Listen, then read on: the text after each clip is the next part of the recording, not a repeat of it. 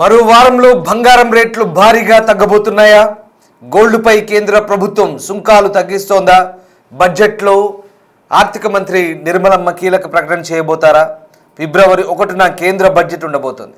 గత బడ్జెట్లో బంగారంపై దిగుమతి సుంకాన్ని 15% నుంచి 6%కి తగ్గించింది కేంద్రం. మరోసారి కస్టమ్స్ డ్యూటీ తగ్గించే అవకాశం కనిపిస్తోంది. అదే జరిగితే 4 లేదా 3%కి తగ్గించాలనే డిమాండ్ వస్తోంది. ఇక గోల్డ్ కొనుగోలుపై ప్రస్తుతం 3% జీఎస్టీ కూడా వేస్తోంది ప్రభుత్వం. మేకింగ్ ఛార్జీలపైన 5% జీఎస్టీ పడుతోంది. వీటిని కూడా తగ్గిస్తే కొనుగోలు పెరిగే ఛాన్స్ ఉంది. ఈ నేపథ్యంలో బడ్జెట్ తర్వాత బంగారం ధరలు తగ్గే అవకాశం ఉందని వాదనలు వినిపిస్తున్నాయి. కొన్ని నెలలుగా భారీగా బంగారం రేట్లు పెరుగుతున్నాయి. ప్రస్తుతం 22 క్యారెట్ల గోల్డ్ తులం 1,45,400 ఉంటే 24 క్యారెట్ల మేలిమి బంగారం 1,58,620గా కొనసాగుతుంది. సామాన్యులకు అందనంత ఎత్తుకు చేరింది ఈ బంగారం ధర. విక్రయాలు లేక జ్యువెలరీ షాపులు వెలవెలబోతున్నాయి. ఈ నేపథ్యంలో మరి బడ్జెట్ తర్వాత బంగారం ధరల పరిస్థితి ఏంటి? ఆకాశాన్ని అంటుతున్న పసిడి ధరలు బడ్జెట్ తర్వాత తగ్గుతాయా, పెరుగుతాయా? భారతదేశంలో బంగారం అంటే కేవలం ఒక లోహం మాత్రమే కాదు, అది ప్రతి కుటుంబం యొక్క ఆర్థిక భరోసా, అలాగే ఒక సామాజిక హోదాకు చిహ్నం. మరికొద్ది రోజుల్లో రాబోతున్న కేంద్ర బడ్జెట్పై దేశవ్యాప్తంగా పసిడి ప్రేమికులు, ఇన్వెస్టర్లు భారీ ఆశలు పెట్టుకున్నారు. ముఖ్యంగా గత ఏడాది కాలంగా అంతర్జాతీయ మార్కెట్లో బంగారం ధరలు ఆకాశాన్ని అంటుతున్న నేపథ్యంలో ఆర్థిక మంత్రి నిర్మలా సీతారామన్ ఈ బడ్జెట్లో ఎలాంటి నిర్ణయాలు తీసుకుంటారని మాత్రం ఇప్పుడు $1 మిలియన్ ప్రశ్నగా మారుతోంది. ఈ నేపథ్యంలో ప్రస్తుతం బంగారం ధరల గురించి ఒక ఆసక్తికర చర్చ అయితే సాగుతోంది.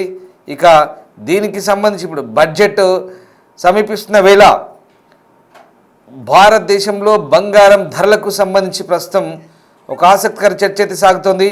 మరి ముఖ్యంగా బంగారం ధరలు రికార్డు స్థాయిలో పెరుగుతున్న నేపథ్యంలో ప్రస్తుతం దిగుమతి సుంకాన్ని తగ్గించడం ద్వారా రేట్లను తగ్గించే అవకాశం ఉందని అంచనా వేస్తున్నారు. చాలామంది అదే డిమాండ్ కూడా చేస్తున్నారు. ఈ నేపథ్యంలో గత కొద్ది కాలంగా రికార్డు గరిష్టాలను తాకుతున్న బంగారం ధర అంతర్జాతీయంగా ఉద్రిక్తత నేపథ్యంలో ఒక సురక్షిత పెట్టుబడి సాధనంగా డిమాండ్ పెరుగుతోంది. అటువైపు పెట్టుబడులు పెరుగుతున్నాయి, దీంతో ధరలు అదే స్థాయిలో పెరుగుతున్నాయి. అంతర్జాతీయ మార్కెట్ ధరలకు అనుగుణంగా దేశీయ లోకల్గా కూడా పసిడి రేట్లు అదే స్థాయిలో ఆల్ టైమ్ గరిష్టాలకు చేరుతున్నాయి. ఇప్పుడు కూడా జీవనకాల గరిష్టాల వద్దే ట్రేడ్ అవుతున్నాయి. ఇప్పుడు హైదరాబాద్ నగరంలో చూస్తే బంగారం ధర పూర్తిగా 22 క్యారెట్లు 1,45,400 ఉంటే 24 క్యారెట్లు 1,58,620 దగ్గర ఉంది. దీంతో జనం అసలు కొనుగోలు చేయలేకపోతున్నారు. సామాన్యులకు అసలు అందరంత ఎత్తు ఇది. ఇదే క్రమంలో డిమాండ్ కూడా తగ్గింది. దీంతో విక్రయాలు లేవు. జ్యువెలరీ షాపులన్నీ కూడా వెలవెలబోతున్నాయి. దీంతో ధరలు ఎప్పుడు తగ్గిస్తాయంటూ ఎదురు చూస్తున్నారు. ఈ క్రమంలోనే మరి బడ్జెట్లో ఎలాంటి ప్రతిపాదనలు ఉండబోతున్నాయి? ఫిబ్రవరి 1న ఆర్థిక మంత్రి నిర్మలా సీతారామన్ పార్లమెంట్లో వార్షిక బడ్జెట్ ప్రవేశపెట్టబోతున్నారు. ఇక్కడ బంగారంపై ఎలాంటి ప్రకటన ఉంటుందనంటూ అటు సామాన్యులు, ఇటు ఆభరణాల వ్యాపారులు కూడా ఆశగా ఎదురు చూస్తున్నారు. ఇక్కడ బంగారం ధరల్ని కేంద్రం నేరుగా తగ్గించేందుకు ప్రధాన అస్త్రం ఏంటంటే దిగుమతి సుంకాలను తగ్గించడం. అవును, బంగారంపై కస్టమ్స్ డ్యూటీ తగ్గిస్తే వెంటనే దానికి అనుగుణంగా రేట్లు కూడా దిగొస్తాయి. కిందటిసారి కూడా బడ్జెట్లో ఏదైతే ట్యాక్స్ ఉందో 15% నుంచి 6% కేంద్రం తగ్గించింది. స్మగ్లింగ్ నియంత్రణ కూడా కస్టమ్స్ డ్యూటీ తగ్గించడం కలిసి వస్తుందని కేంద్రం భావిస్తోంది. అయితే ఇప్పుడు ధరల పెరుగుదల ఈ స్మగ్లింగ్కు మరింత ఊతమిచ్చింది. మరింత స్మగ్లింగ్ కూడా పెరుగుతోంది. దీంతో మరోసారి కేంద్రం కస్టమ్స్ డ్యూటీ తగ్గించే యోచనలో ఉంది. ప్రస్తుతం కిలో బంగారం స్మగ్లింగ్ చేస్తే దాదాపు 11.5 లక్షల లాభం వస్తుంది. ఇది ఎక్స్పర్ట్ చెప్తున్నారు. వాళ్ళని పట్టుకున్న తర్వాత ఎందుకు ఇలా జరుగుతుంది, స్మగ్లింగ్ ఎందుకు చేస్తున్నారంటే వీళ్ళకి ఇంత లాభం వస్తుందని చెప్తున్నారు కస్టమ్స్ అధికారులు. సో అది అంటే గ్రే మార్కెట్ వ్యాపారులు రెచ్చిపోతున్నారు. ఇక పలు చోట్ల ఇలా స్మగ్గుళ్ళు బంగారం పట్టుబడుతుండడం, ఇవన్నీ కూడా కేసులు నమోదవుతుండడం మనం చాలాసార్లు చూస్తున్నాం. ఈ క్రమంలోనే బంగారంపై ప్రస్తుతం ఉన్న కస్టమ్స్ డ్యూటీని కేంద్రం 4 లేదా 3%కి తగ్గించే అవకాశం కనిపిస్తుంది. అది డిమాండ్ కూడా ఉంది. అప్పుడు ధరలు నేరుగా దానికి తగ్గట్టుగా తగ్గుతాయి. ఇంకా ప్రస్తుతం గోల్డ్ జ్యువెలర్ కొనుగోలు చేసేటప్పుడు జిఎస్టీ కూడా వర్తిస్తుంది. ఇది ప్రస్తుతం ఫైనల్ బిల్లుపై 3% ఉంటే దీన్ని కూడా తగ్గించాలని జ్యువెలరీ అసోసియేషన్లు డిమాండ్ చేస్తున్నాయి. ఇక్కడ మేకింగ్ ఛార్జీలు కూడా 5% జిఎస్టీ ఉంటుంది. వీటిని కూడా తగ్గిస్తే కొనుగోలు పెరిగే అవకాశం ఉందనే అభిప్రాయం కూడా ఉంది. అప్పుడు కొలతల్లో కొంతైనా సామాన్యులకు అంటే కొంతలో కొంతైనా సామాన్యులకు అందుబాటులోకి వస్తాయనేది ఒక భావన. ప్రస్తుతం బంగారం వినియోగం విషయంలో భారత్ చైనాతో కలిసి ముందు వరుసలో ఉంటుంది. ఎందుకంటే ఇక్కడ మనకు కొన్ని అంచనాలు కొంతమంది ఎక్స్పర్ట్స్ చెప్తున్నారు, కొన్ని సంస్థలు ఉన్నాయి. ఇప్పుడు మోర్గాన్ స్టాన్లీ ఇట్లాంటి సంస్థలు ఏం చెప్తున్నారంటే వాటి అంచనాల ప్రకారం భారతీయుల దగ్గర ఇప్పటివరకు ఇళ్లలో సుమారు 34,600 టన్నుల బంగారం ఉందట. అంటే ఊహించుకోండి ఎన్ని కిలోల బంగారం ఉందో మన ఇళ్లలో. 34,600 టన్నులు బంగారం అంటే ఎంత బంగారం ఉందో ఒక్కసారి ఊహించుకోండి. భారతదేశం అంతా కూడా అందరి ఇళ్లలో ఇంత బంగారం ఉందట ఆభరణాల రూపంలో. దీని విలువ దాదాపు $4 ట్రిలియన్ పైగానే ఉంటుందట. అసలు ఆ లెక్క ఊహకంతుందా? $4 ట్రిలియన్ అంటే ఎన్ని వేల కోట్లు, ఎన్ని లక్షల కోట్లు. అది అంటే మన ఇండియన్ కరెన్సీలో చూసేది 360 లక్షల కోట్లు. ఎంత భారీ అమౌంట్ ఒకసారి చూడండి, కళ్ళు చెదిరే అమౌంట్ అది. 360 లక్షల కోట్లు అంటే మన భారతీయుల ఇళ్లల్లో, మనందరి ఇళ్లల్లో, అన్ని రాష్ట్రాల్లో కలిపి 360 లక్షల కోట్ల బంగారం ఉందన్నమాట. సో అంటే దాదాపు భారత జీడిపితో సమానంగా ఉంది ఇదంతా కూడా. So America, Germany, Italy, France, Russia, China కేంద్ర బ్యాంకులన్నిటి దగ్గర ఉన్న మొత్తం బంగారం నిల్వ కంటే కూడా ఇది ఎక్కువ. ఇక భారతదేశ జనాభా ప్రస్తుతం 140 కోట్లకు పైగా ఉంది. సో మొత్తం 34,600 టన్నుల బంగారంతో చూస్తే సగటున భారతీయులు ఒక్కొక్క దగ్గర 25 గ్రాముల బంగారం ఉన్నట్లు లెక్క. మరి అందరి దగ్గర నిజంగా 25 గ్రాములు ఉందా అంటే దాని అర్థం కొందరి దగ్గర కిలోల కమాన్ ఉండొచ్చు, కొందరి దగ్గర మొత్తానికి లేకపోయి ఉండొచ్చు. కానీ ఓవరాల్గా అంచనా వేస్తే సగటున ఒక్కొక్కరు డివైడ్ చేస్తే ప్రతి ఒక్క పర్సన్కి 25 గ్రాములు అంటే దాదాపు 2 తులాలన్నర ఉండాలి ఒక్కొక్కరి దగ్గర ఈ లెక్కన. కానీ అంటే మొత్తం ఒక్కరి దగ్గరే నిజంగా అందరి దగ్గర 2.5 తులాలు ఉందా ప్రతి ఒక్కరి పేరు మీద అంటే అట్లని కాదు. దాని అర్థం అంటే ఒక్కొక్కరి ఇంట్లో ఒకరి దగ్గర కిలో బంగారం ఉండొచ్చు, ఒకరి దగ్గర ఒక అరకిలో ఉండొచ్చు, ఒకరి ఇంట్లో అందరి ఒంటి మీద నగలు ఉండొచ్చు, ఒకరింట్లో లేకపోయి ఉండొచ్చు. కానీ యావరేజ్ లెక్క ప్రకారం చూస్తే ఈ లెక్కన ప్రతి ఒక్కరికి 2.5 తులాల చొప్పున ఉండాలి. అంటే మరి ఇప్పుడు అప్పులు కూడా అంతే. ఇన్ని లక్షల కోట్ల అప్పు ఉందంటే ఒక్కొక్కరి పేరు మీద ఇంత అప్పు ఉంది అంటాం కదా. సో ఇది కూడా అంతే. ఆ లెక్క ప్రకారం ప్రస్తుతం ఈ కొన్ని సంస్థలు చెప్తున్న లెక్క ఇది. సో ప్రస్తుతం మార్కెట్ ధర ఒక్కొక్కరి దగ్గర సగటున 2,70,000 నుంచి 3.5 లక్షల వరకు ఉంటుందని చెప్తున్నారు.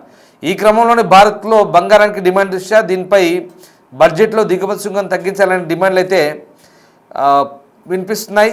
సో ఈ నేపథ్యంలో ఇంకా ధరలు భారీ స్థాయిలో పెరగడం వల్ల ఏడాది బంగారం విక్రయాలు దాదాపుగా 20% వరకు తగ్గే ఛాన్స్ ఉన్న నేపథ్యంలో ఇక్కడ సుంకం తగ్గించినా అది కొంతవరకు తాత్కాలిక ఉపశమనం మాత్రమే కలగబోతోంది. అంతర్జాతీయంగా ఉద్రిక్తతలు తగ్గి ధరలు స్థిరపడితేనే దేశంగా ధరలు తగ్గుతాయని మరికొంతమంది విశ్లేషకులు అంటున్నారు. ఏదేమైనా కేంద్ర ప్రభుత్వం ఇక్కడ మనం ఇందాక చెప్పుకున్నాం, బంగారం అనేది భారతదేశంలో ఒక మెటల్ కాదు, ఒక లోహం కాదు, ఒక ఎమోషన్, ఒక సామాజిక హోదా.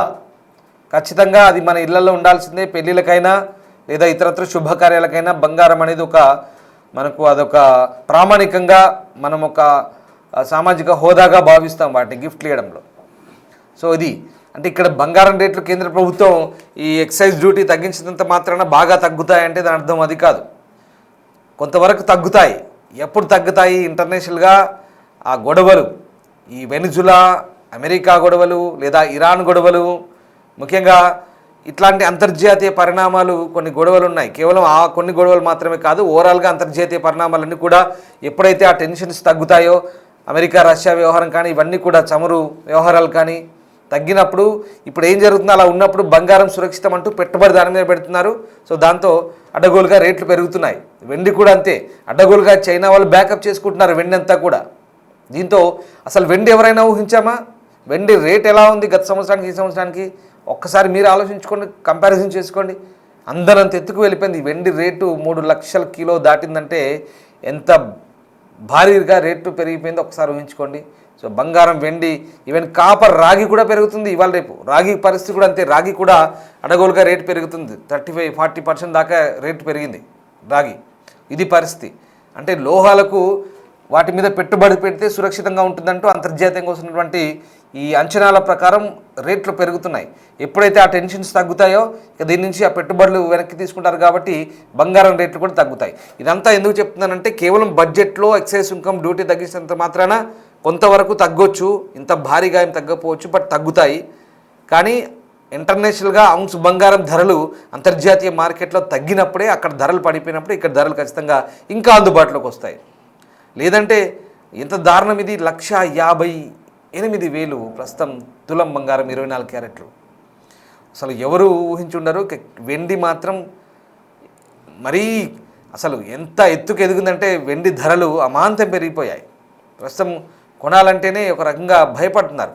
జ్యువెలరీ షాపుల్లో ఎవరు గిరాకీ లేక వెలవెలబోతున్నాయి, కొనడానికి వెనకాడుతున్నారు. ఇక సామాన్యుల పరిస్థితి ఇంకా చెప్పనక్కర్లేదు. తులం బంగారం కొనాలన్నా ఒకప్పుడు ఏదైనా ఫంక్షన్లో అది ఇదైతే ఒక తులం బంగారం పెట్టాలన్నా ఉన్న వాళ్ళైనా లేని వాళ్ళైనా అటో ఇటో డబ్బు సర్దుబాటు చేసుకొని 30,000 40,000 ఉంటే 50,000 లోపున్నా కూడా బంగారం కొని పెట్టేవాళ్ళు. ఇప్పుడు ఆ పరిస్థితి లేదు, 3 ఇంతలు పెరిగింది. ఒక పెట్టుబడి సాధనం. సో ఆ రేట్లు తగ్గాలంటే కేంద్ర ప్రభుత్వం కూడా ఈ ఎక్సైజ్ డ్యూటీలు తగ్గించాలి. ఇది కూడా మంచి పరిణామమే. దీంతో కొంత రేట్లు తగ్గుతాయి. అండ్ ఇంటర్నేషనల్గా ఉన్నటువంటి సిచ్యువేషన్స్ కొంచెం చల్లబడితే బంగారం రేట్లు, ఔన్స్ బంగారం అంతర్జాతీయ మార్కెట్లో తగ్గితే మనకు కూడా ఇంకా ధరలు దిగొచ్చే అవకాశం ఉంది. Thank you.